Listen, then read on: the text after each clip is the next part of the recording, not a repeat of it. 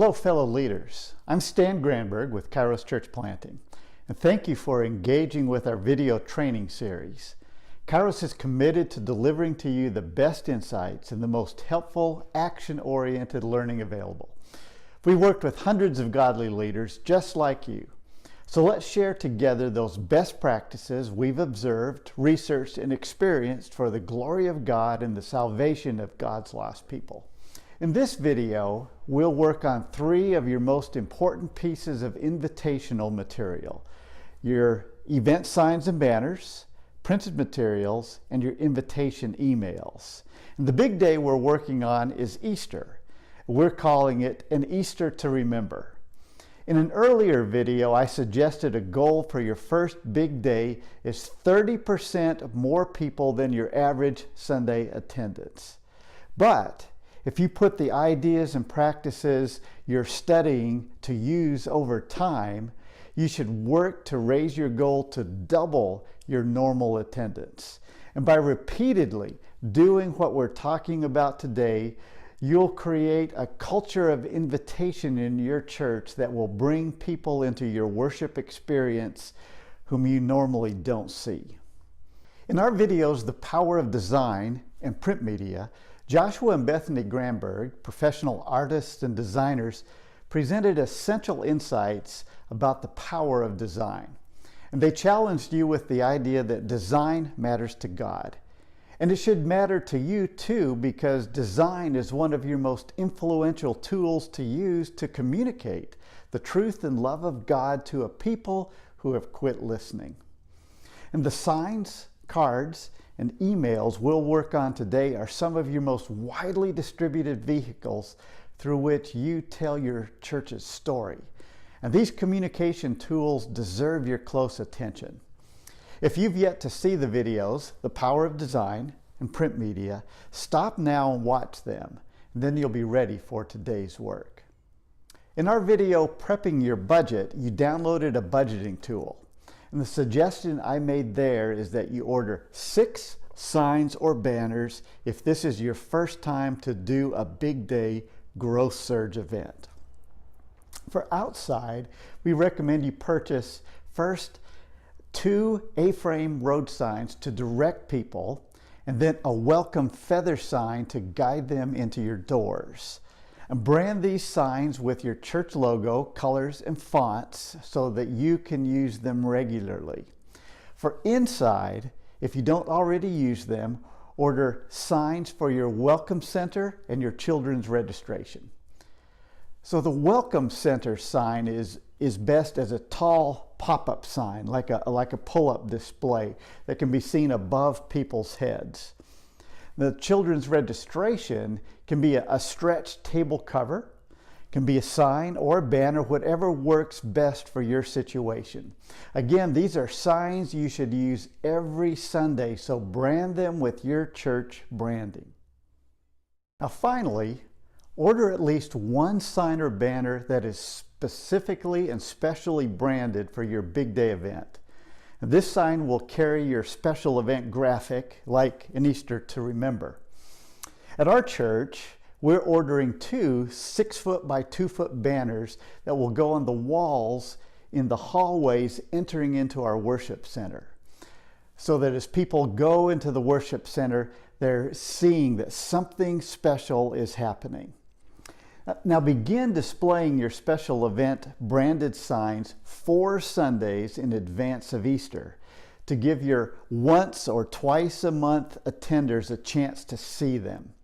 Remember, in a growth surge, especially an Easter growth surge, your goal is to get all those people who should be with you actually with you.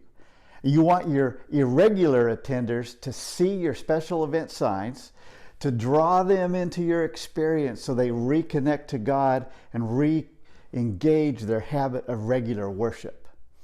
And when you put up your Easter signs, you're setting a new stage that raises your people's anticipation of Easter and what God is going to do. So this is a total of 6 signs that should cost less than $1,000. And most of the signs you'll be using over and over and over again. Now let's look at your printed material.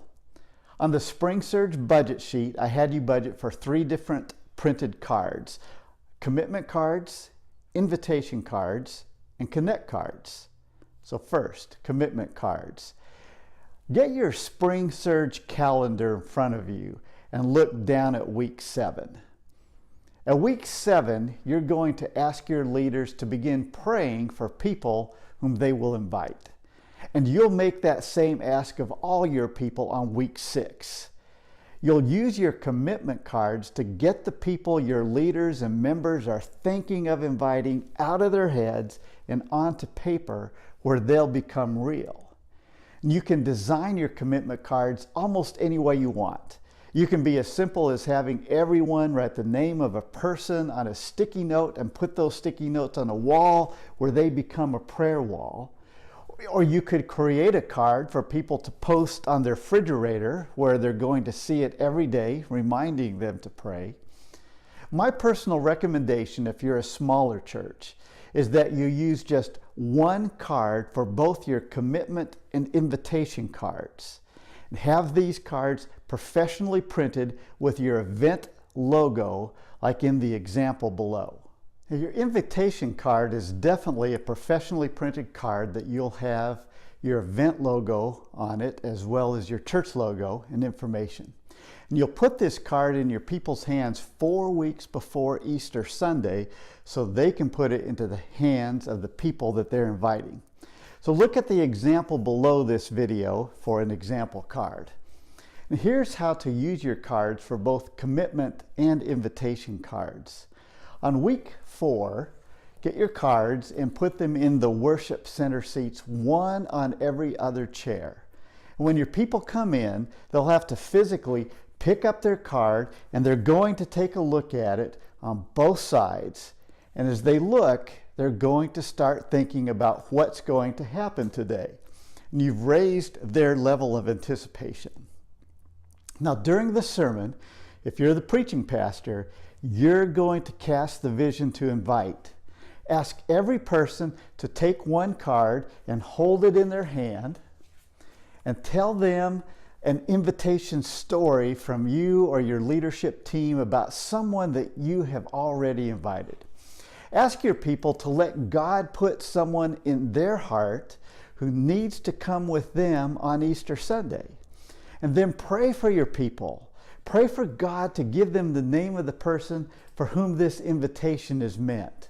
And when you're done praying, ask them if they have a name. If so, write it down on their card. And they have now created their own commitment card. And have them take their cards home and put them on the refrigerator for a week to remind them to pray every day for that person. And the next Sunday, week 3, have more cards in your chairs for people who weren't there or who lost their card or whatever. And cast the same vision for invitation and have another congregational prayer for all the people your congregation has been praying for. And then tell your people, this is the week to make their invitations. Give them encouragement and confidence for inviting their God-provided people.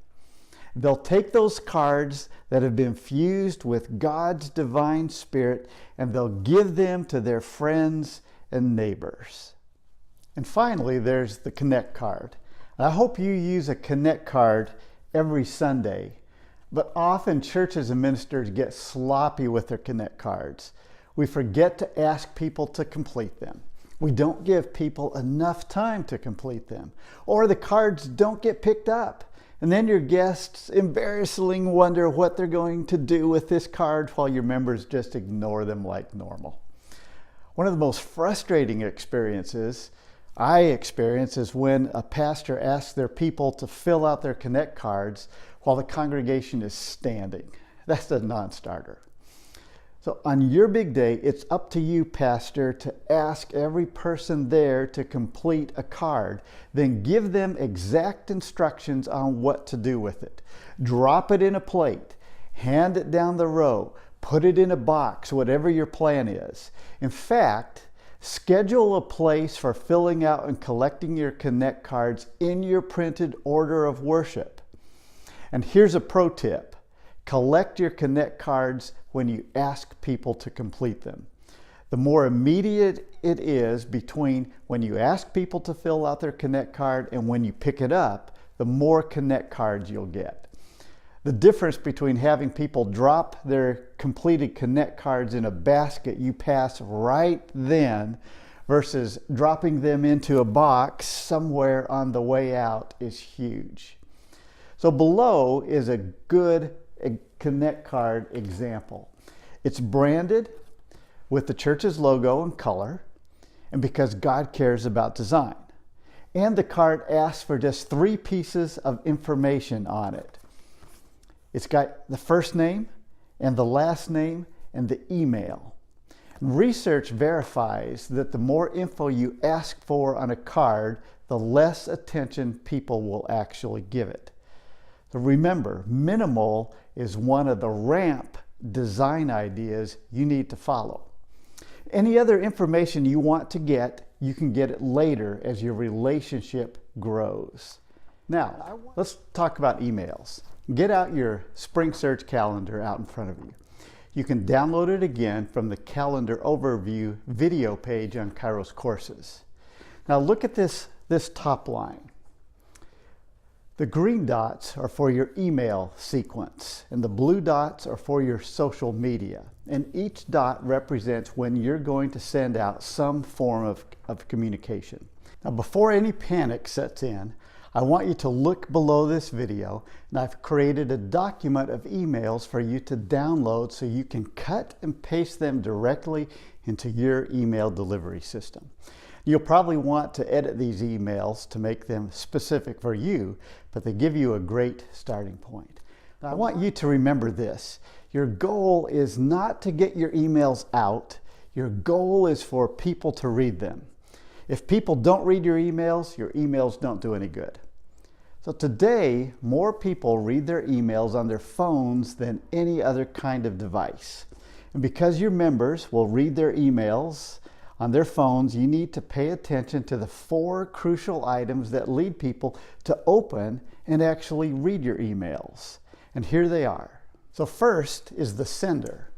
This is often in large letters and in boldface, and it makes people more likely to open an email when it comes from a person, like your pastor. And then it does with an email that just has the name of your church as a sender. So get your senior pastor a designated email that will be used for your large emailings. Second is your subject line. Now, the subject line is the next most significant reason people will open your email. Pass it over or delete it. So don't skip on your subject line. And here are some subject line tips. 1, use power words. Power words are words that trigger a favorable emotional response, and they engage the reader's imagination, make them want more. According to research by Campaign Monitor, some of the top power words people pay attention to are very simple. Here's some of their top 15 list. Invitation or inviting. Introducing. We, you, or your. Update, the month's name, like April. Special, news, or event. Those are very simple power words that help people open your email. So here's a perfect subject line for Easter. We are inviting you this April to a special Easter event. Now, the better subject lines tend to be about 65 characters in length. That's including spaces. And by the way, that's the length of the sentence I just told you. The better subject lines tend to be about 65 characters in length. And finally, emojis can be used lightly in your email subject lines, and particularly on holidays such as Easter.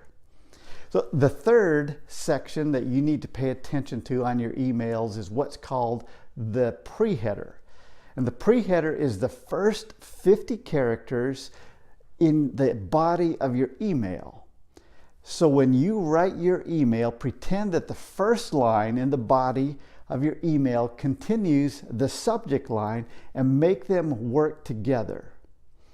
And finally, the fourth item to pay attention to is your logo. Set your email up so that your church logo is at the top of the email, where it's the first thing people see when they open it. And the logo can be small and centered or up in a corner, or it can be used like a banner, however it works best in your email delivery system.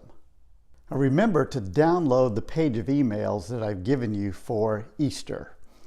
But here are some emails. Now let's talk about scheduling. Now scheduling your emails is easy. Send your emails out every Thursday morning at 10 a.m. This will give you the best open rate. Now, in this video, we worked on 3 of your most important pieces of invitational material: your event signs and banners, your printed materials, and your invitation emails. As you get these materials prepped for ordering, ask yourself these 3 design questions. Number 1, is this piece good? Is the spelling correct? Are you using the RAMP design principles? Second, visually, what emotions does your piece evoke? How does the design make you feel? And third, what is your piece communicating as a holistic communication idea? Is it eliciting the inviting, encouraging impression about your church that you want people to have, that reflects the reality of who you are?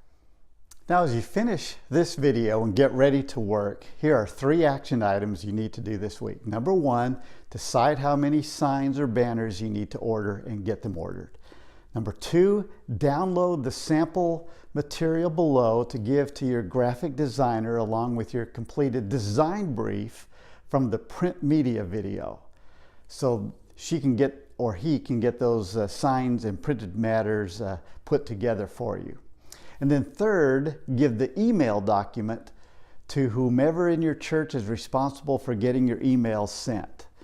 Orient them to how they will get your emails out the door at the right time so that people will have the best chance to open them. And if there's just one thing that you can do right now to help you get the most done on this week's prep work, it's completing your design brief form. The design brief is where your thinking energy will go. And most of your actions after that are pretty much a checklist of details. So get your design brief in hand and created. You're in a network of committed learners here at Kairos Courses. So please take a minute to encourage your fellows. Leave a comment, a question, or an idea in the comment box below. It's always nice to know we're not alone. So until next time, be good and be godly.